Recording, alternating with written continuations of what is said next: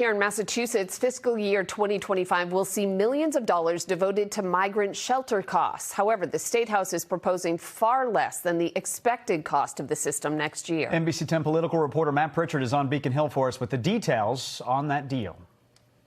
Good morning. Full steam ahead on Beacon Hill. We know the good fiscal times don't last forever. House lawmakers putting a $57.9 billion budget forward, down from the governor's $58.1 billion proposal. I think we're still, being cautious and trying to be thoughtful in that approach. Included are education and transit investments, $555 million for the MBTA alone, and around $500 million to fund emergency shelter resources, despite yearly cost estimates hovering around $1 billion. Being an eternal optimist, things could change.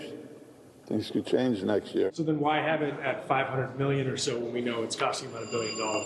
Why would I just turn it over to a runaway program? A reasoning aside, some critics simply see out-of-control spending. The Speaker's budget, I would say one word to describe it, is rather reckless. But take all those different numbers with a grain of salt. Remember, this all started at the governor's office with $58 billion in proposed spending.